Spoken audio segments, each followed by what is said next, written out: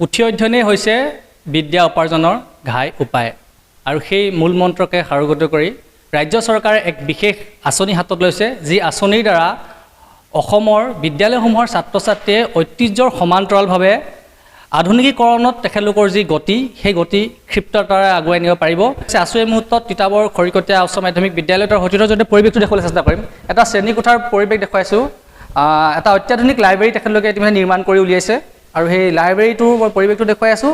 খুব সুন্দৰভাৱে আচলতে ছাত্ৰ ছাত্ৰীসকলৰ এটা শৈক্ষিক বাতাবৰণ শৈক্ষিক পৰিৱেশত যাতে তেখেতলোকে খুব সুন্দৰভাৱে শিক্ষা গ্ৰহণ কৰিব পাৰে আৰু তেখেতলোকৰ কাৰিকৰী যি দিশ সেই কাৰিকৰী দিশসমূহতো যাতে তেখেতলোকে আগুৱাই যাব পাৰে সেই লক্ষ্যৰে আচলতে খুব সুন্দৰভাৱে তেখেতলোকে অসমৰ প্ৰতিখন পঞ্চায়ততে একোটাকৈ ডিজিটেল লাইব্ৰেৰী তেখেতলোকে স্থাপন কৰিছে, য'ত ছাত্ৰ ছাত্ৰীসকলে নিজৰ পঢ়া শুনাৰ লগতে তেখেতলোকৰ যি কাৰিকৰী যি দিশ সেইবিলাককো তেখেতলোকে উন্নত কৰিব পাৰিব আৰু তেখেতলোকৰ যি প্ৰতিভা তেখেতলোকৰ সেই প্ৰতিভা বিকাশৰ ক্ষেত্ৰতো যথেষ্ট সহায়ক হ'ব। আচলতে মই দেখুৱাই আছোঁ পৰিৱেশটো খৰিকটীয়া উচ্চতৰ মাধ্যমিক বিদ্যালয়ৰ পৰা দেখুৱাইছোঁ। গোটেই পৰিৱেশটো আমি কথা পাতিবলৈ চেষ্টা কৰিম। প্ৰধান শিক্ষকগৰাকীও আছে যে খুব এটা সুন্দৰ পৰিৱেশৰ মাজত ছাত্ৰ ছাত্ৰীসকলে এতিয়া অধ্যয়ন কৰিব পাৰিব। তেখেতলোকৰ পাঠ্যপুথি জ্ঞানৰ উপৰিও তেখেতলোকে আৰু অত্যাধিকভাৱে তেখেতলোকে কাৰিকৰী দিশতো কিছু আগবাঢ়ি যাব পাৰিব।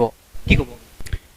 আমি এই ডিজিটেল লাইব্ৰেৰী আমাৰ ইয়াত স্থাপন কৰাৰ কাৰণে আমি অসমৰ মুখ্যমন্ত্ৰী ডাঙৰীয়াক আমাৰ বিদ্যালয়ৰ তৰফৰ পৰা কৃতজ্ঞতা জ্ঞাপন কৰিছোঁ। লগতে শিক্ষামন্ত্ৰী মহোদয়কো আমি কৃতজ্ঞতা জ্ঞাপন কৰিছোঁ। আৰু আমি এই ছাত্ৰ ছাত্ৰীসকলক পাঠ্যপুথিৰ লগতে এই বাহিৰৰ যিখিনি পাঠ্যপুথি আছে সেইখিনি অধ্যয়ন কৰিব পৰাৰ যিটো সুবিধা দিছে, তাৰ লগতে সামাজিক মাধ্যম আৰু আমাৰ ডিজিটেলি যিটো গোটেই বিশ্বৰ কিছু কথা আমি ইয়াতে তেওঁলোকক দেখুৱাব পৰাৰ ব্যৱস্থা কৰি দিছে, এইটোৱে আমাৰ ছাত্ৰ ছাত্ৰীসকলক যথেষ্ট উপকৃত কৰিছে আৰু ভৱিষ্যতেও কৰিব বুলি মই আশা ৰাখিছোঁ। আৰু সেইবাবে পুনৰবাৰ মই মুখ্যমন্ত্ৰী ডাঙৰীয়া আৰু শিক্ষামন্ত্ৰী ডাঙৰীয়ালৈ বিদ্যালয়ৰ কৰ্তৃপক্ষৰ তৰফৰ পৰা ধন্যবাদ জ্ঞাপন কৰিছোঁ। আৰু ছাত্ৰ ছাত্ৰীসকলক এই ক্ষেত্ৰত আগুৱাই নিয়াত আমাৰ শিক্ষক শিক্ষয়িত্ৰীসকলে পথ প্ৰদৰ্শক হিচাপে আমি কাম কৰিবলৈ সংকল্পবদ্ধ হৈছোঁ। হয়, নিশ্চয়কৈ আচলতে ছাত্ৰ ছাত্ৰীসকলৰ পথ প্ৰদৰ্শক আচলতে শিক্ষক শিক্ষয়িত্ৰীসকল হ'বই লাগিব। মই দেখুৱাম পৰিৱেশটো দেখুৱাম যে আচলতে কেনেধৰণে তেখেতলোকৰ যি কাৰিকৰী যি দিশ সেই কাৰিকৰী দিশতো কেনেধৰণে আগুৱাই গৈছে এইসমূহ আচলতে তেখেতলোকে নিৰ্মাণ কৰিছে এই লাইব্ৰেৰীটোতে। আৰু পৰিৱেশটো দেখুৱাম যে ইয়াত লেণ্ডাৰ আছে আৰু চন্দ্ৰযান 3-2 ভাৰত গৌৰৱ আচলতে গোটেই বিশ্ববাসীকে আচলতে বিশ্ববাসীৰ দৃষ্টি আকৰ্ষণ কৰিবলৈ সক্ষম হৈছিলে চন্দ্ৰযান 3-এ। এই তেখেতলোকে সেই চন্দ্ৰযান 3 আৰ্হিটো কিছু তেখেতলোকে নিৰ্মাণ কৰিছে। আৰু মই গোটেই লাইব্ৰেৰীটোৰ পৰিৱেশটো দেখুৱাম, কিয়নো পাঠ্যপুথিৰ ভিতৰত আচলতে কিছুমান বস্তু আছে যিবিলাক বস্তু আচলতে তেখেতলোকে ডিজিটেলাইজেশ্যনৰ জৰিয়তে তেখেতলোকে সেই বস্তুসমূহ তেখেতলোকে চাব পাৰিব। আমি বাইদেউ আছে কথা পাতিবলৈ চেষ্টা কৰিম যে খুব এটা সুন্দৰ পৰিৱেশ আৰু ছাত্ৰ ছাত্ৰীসকলে যথেষ্ট ভাল পায় নিশ্চয় ইয়াত।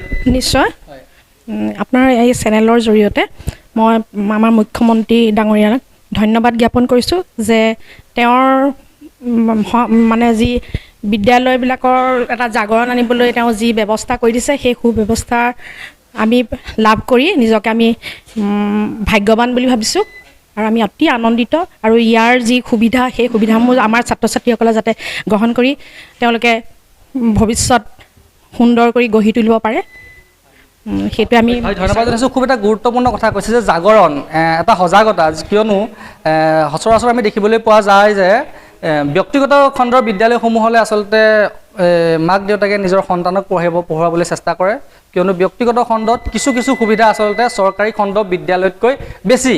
আৰু তাৰ সমান্তৰালভাৱে কিন্তু সেই ছাত্ৰ ছাত্ৰীসকলক ব্যক্তিগত খণ্ডৰ বিদ্যালয়সমূহলৈ মাক দেউতাকে পঢ়িবলৈ দিয়া আমি পৰিলক্ষিত। কিন্তু তাৰ সমান্তৰালভাৱে দেখুৱাইছোঁ যি দৃশ্য দেখুৱাইছোঁ, এখন চৰকাৰী বিদ্যালয় দেখুৱাইছোঁ, এখন চৰকাৰী বিদ্যালয় এটা চৰকাৰী লাইব্ৰেৰীৰ পৰা দেখুৱাইছোঁ যিটো পৰিৱেশ আচলতে ব্যক্তিগত খণ্ডৰ বিদ্যালয়ক সমানে ফেৰ মাৰিব পৰাকৈ ৰাজ্য চৰকাৰৰ যিটো প্ৰয়াস সেই প্ৰয়াসৰ আচলতে এটা প্ৰকৃত যি ৰূপ সেই প্ৰয়াসৰ যিটো ৰিজাল্ট সেই আমি দেখুৱাই আছোঁ যে পৰিৱেশটো তিতাবৰ এখন চৰকাৰী বিদ্যালয়ৰ পৰা দেখুৱাই আছোঁ। আৰু এনেদৰে এতিয়া দেখিবলৈ পোৱা গৈছে যে তেখেতলোকৰ যিসমূহ কাৰিকৰী যিসমূহ তেখেতলোকৰ সামগ্ৰীখিনি দেখুৱাই আছোঁ যে কম্পিউটাৰ আছে, এটা স্মাৰ্ট টিভি আছে, তেখেতলোকে কাৰিকৰী দিশত আগবাঢ়িব পৰাকৈ ইয়াতে ইণ্টাৰনেট সেৱা ব্যৱস্থা কৰি দিয়া হৈছে। তেখেতলোকে দেশ বিদেশৰ যিকোনো বস্তু তেখেতলোকে ইয়াৰ পৰা তেখেতলোকে চাব পাৰিব, যিসমূহ তেখেতলোকৰ প্ৰয়োজনীয় তথ্য, সেই তথ্যসমূহ আহৰণ কৰিব পাৰিব। তাৰ সমান্তৰালভাৱে যিটো পুথিগত যি বিদ্যা, পুথিগত যি শিক্ষা, সেই শিক্ষাৰ কাৰণে ইয়াত লাইব্ৰেৰীত যথেষ্ট কিতাপ আছে, সেই কিতাপৰ পৰাও তেখেতলোকে ল'ব পাৰিব। আৰু কিতাপৰ পৰা যিখিনি বস্তু বুজাত তেখেতলোকৰ অসুবিধা হ'ব পাৰে, সেইখিনি তেখেতলোকে কম্পিউটাৰৰ জৰিয়তে গুগল চাৰ্চ কৰি তেখেতলোকে চাব পাৰিব। আৰু এনেদৰে দেখিবলৈ পোৱা গৈছে যে ৰাজ্যৰ চৰকাৰী বিদ্যালয় এতিয়া ব্যক্তিগত খণ্ডৰ বিদ্যালয়ৰ সমানে সমানে ফেৰ মাৰিব পৰাকৈ মুখ্যমন্ত্ৰীৰ যি পৰিকল্পনা, সেই পৰিকল্পনাক ইতিমধ্যে বাস্তৱ ৰূপ দিছে। আৰু বাস্তৱ ক্ৰিয়াৰ এক জীয়া ছবি আমি দেখুৱালোঁ তিতাবৰৰ খৰিকটীয়া উচ্চতৰ মাধ্যমিক বিদ্যালয়ৰ পৰা।